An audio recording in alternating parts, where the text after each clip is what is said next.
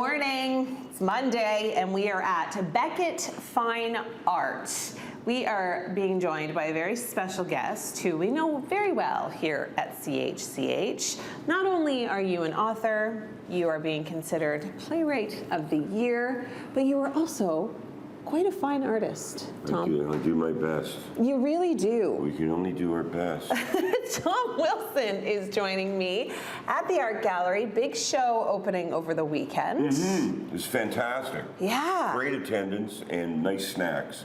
And you know, snacks are important. They are. To everything. For so many reasons. Let's talk a little bit about your art. All right. Can we? Yeah, sure. Okay, talk to me. Well, this has been developing over the years. You know, people say that there is great dynamic detail. I call it obsessive compulsive disorder. That works too. I've been painting since 1997. I started painting like this long before it was revealed that I was Mohawk. I thought I was a big, puffy, sweaty Irish guy for 54 years. I find out that I'm a Mohawk guy, and my daughter said to me, "Dad, you gotta stop painting like this. This is cultural appropriation." Ooh, yes. And I said, no, it's I not. don't even know what you're talking about. This is just what comes out of me. So this is what comes out of me. My work is to bring the Mohawk culture into the light. My work, my belief is that through the books that I write, the music that I create, the art that I paint, that I'm going to make statements that need to be made that otherwise can't be heard in this climate. How do you decide where a painting is going once you start? Because I've noticed this one, it's got two. It's more of a self-portrait. Anytime you see the two heads, it's a self-portrait. It represents a self-portrait. So we've got quite a few of those. My Mohawk name is Deo Hahage, which is two roads, and there's two lives that I've lived. Interesting. There's the blood memory that has been a part of my life, and there's growing up in Hamilton, Ontario. And we're really happy to have this show Respect here at Tom Beckett's Gallery for Truth and Reconciliation Day, because art is the leader. Art is the non-accuser, and art is the thought provoker. Canada is responsible for one of the grossest and most inhumane attempts to wipe out an entire population of Indigenous people in the history of the planet. And that's what we're recognizing today. But let's do that also in a celebration that our communities, our people, and our artists are still vibrant, full of color, full of life, and after 20,000 years on Turtle Island, we're still here. Amazing. Okay, well, we want to find out a little bit more about your thoughts on, of course, the National Day of Truth and Reconciliation today, but we'll have that coming up, much more on Morning Live. Respect at Beckett Fine Art Gallery here on Locke Street is what we're showcasing today. It is the exhibit that Tom Wilson is a part of. Yep. Your artwork is beautiful. We've spoken a little bit about that. We've spoken a little bit about what today means and what today means to you. Okay. I stated the truth about why we are here today. But moving forward, my belief is that we as individuals all have the love inside of us to be able to make a difference for this planet.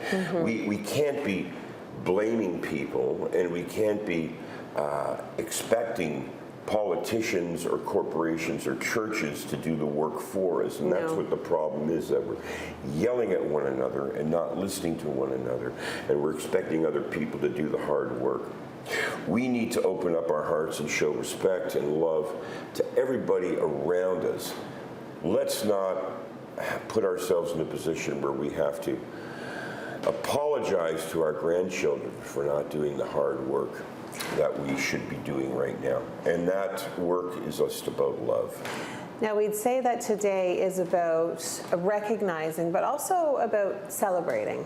Celebrating the art, celebrating the culture, celebrating the voices that have now come to be very much like your own. Beautiful Scars really tells your story about how, you know, growing up in Hamilton, Ontario, not really knowing kind of your background and your history, and then finding out about it. And all the meanwhile, you're creating this beautiful art that just spoke to you. It's incredible. It's the fabric of, you know, who I am. I have to do this. Yeah. This is my therapy, really. You know, and also it's bringing all the colors and the shapes of my culture. It's so vibrant. Forward. You know what? When does the Indigenous world get to, you know, be showcased on Locke Street in Hamilton, Ontario? You know, it's not quite not a very diverse neighborhood, let's just say that. But the fact that Tom Beckett is thoughtful enough and believes in the art that we're creating, and that it's important for this community, for all of Hamilton and beyond, to be recognizing Indigenous art this way. And you know what? Indigenous art, it's just art, you know? Art is art. Art is just art. Art is just art. All right. Well, thanks, Tom. It's always such a pleasure to hang out with you and chat with you. Oh, good. Congratulations. Now being joined by Kyle Joedicke, who is another wonderful artist that is being featured here in the Respect exhibit at Thomas Beckett Fine Arts. Thanks so much for joining us. You're very welcome. Thank you for having me. I'm taking a look at some of your art, and it's really quite captivating. Like this one is, I love the color and the dynamics. It's very, very cool. Tell me about your pieces. What inspires you to do these beautiful things? Well, the inspiration is always kind of a tricky thing to track, but the main driving force behind my art is to bring Indigenous culture to the forefront in Hamilton. It's incredibly important from my perspective to give Indigenous people in our community the representation and the, you know, sense of ownership over spaces that aren't traditionally held for Indigenous people in Hamilton. Yeah. I understand that. So today, it's a big day. It's National Day of Truth and Reconciliation. What does that day mean to you?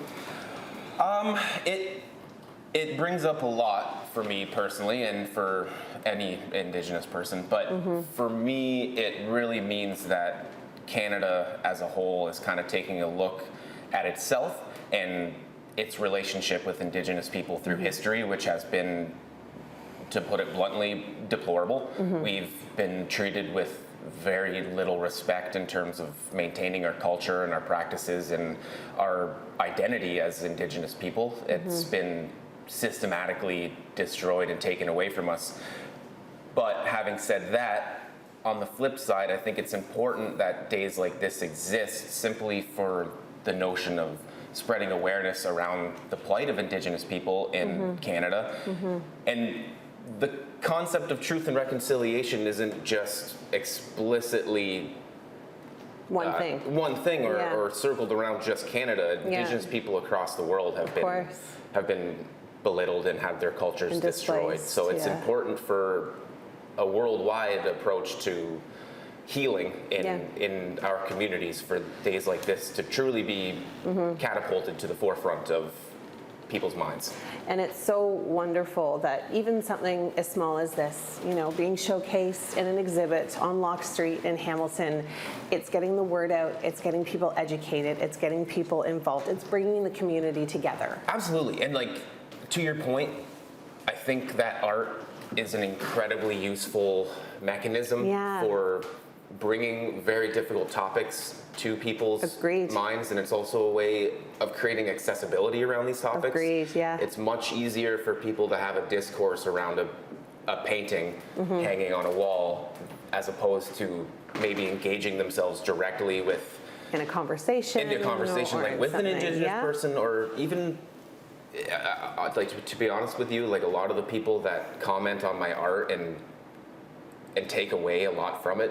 Really, truly haven't met an Indigenous person before, or even traveled to the reservation to understand what, like, a What it is contemporary and what and it could Indigenous mean. lifestyle means. Yeah, of course. So disseminating the information to the community at large through ways like this, as I say, in a very accessible and more personal context, I think goes a long way to telling these stories that need to be told. I agree, and what a beautiful way to do it. Thank you so much, Kyle, for joining us and showing us your beautiful art. Coming up, we'll chat with Thomas Beckett on the exhibit. Lots more coming up on Morning Live. We are back here at Beckett Fine Art, and it is showcasing the exhibit Respect. Truth, National Day of Truth and Reconciliation Day today. Tom, thank you for having us. Thank you for letting us come into your space. We've chatted with Tom, we've chatted with Kyle, both beautiful, wonderful artists. Tell me a little bit about this show and kind of what it means to you to bring it to people. Yes, well, it's hugely important for me. We've been working with Indigenous artists and showcasing their work since the early 70s in Hamilton and Toronto and abroad. And so we've just had a great respect for Indigenous artists my whole life. As a child, my father took me to powwows and things and into artist studios, and I've just grown up in that world. So the talent is incredible, and the messages of these artists are incredible. So this is a piece by Travis Shilling, and then his father, Arthur Shilling, beside him, and they live up in Rama, Ontario, Ojibwe. This is all their art here along this is wall. These three pieces are by Travis Shilling. They're beautiful pieces. And then as we move up the wall here, Arthur Shilling, and he lived in Rama and is, considered one of Canada's top Indigenous artists, and is in the McMichael collection, the AGO, and the Art Gallery of Hamilton. Really beautiful pieces. A lot of artwork, a lot of sculpture in here as well. Yeah, we've got a great array of historical pieces that a collector kindly lent us just to fill out the show and give another perspective. And David General from Six Nations, and then this wall is more the historical wall of Indigenous artists, and some of them are done by Canadian artists that were visiting and seeing the Indigenous life at the time in Inspired. the 1800s and actually capturing that life. Like this piece here was done in 1873. 1873. And so, a brilliant artist coming through North America, through Canada at the time, and that's mouth of Pigeon River on Lake Superior, but he's set up his easel and painted that live on location. Wow. Yeah, quite remarkable. And then at the end here is sort of a crowning jewel, which is by Norvell Morrisseau, and he started this whole particular style of Indigenous art, which is called the Woodland School of Art. And he's inspired hundreds, if not thousands, of other artists since he was working in this particular, but just stunning, beautiful color, and it really is something. Vibrant. Okay, now the show is running now until October the 12th. Okay. So it's, I want as many people in Hamilton and Toronto and Burlington and everywhere to come and see the show. They can see it on our website at beckettfineart.com as well. But to come and experience it live firsthand is it's very inspiring. It's the way to see it. And it's important too, especially at this time of National Day of Truth and Reconciliation. Agreed. Well, thank you so much again, welcome. Thomas, for having us. It's always a pleasure working with you, and it was great to meet Kyle and to see our good friend Tom again. Yes, a huge character, and just a fantastic artist in his visual art and music. Really brilliant. Well, if you want more information on this art and the exhibit, you can always head to our website at chch.com.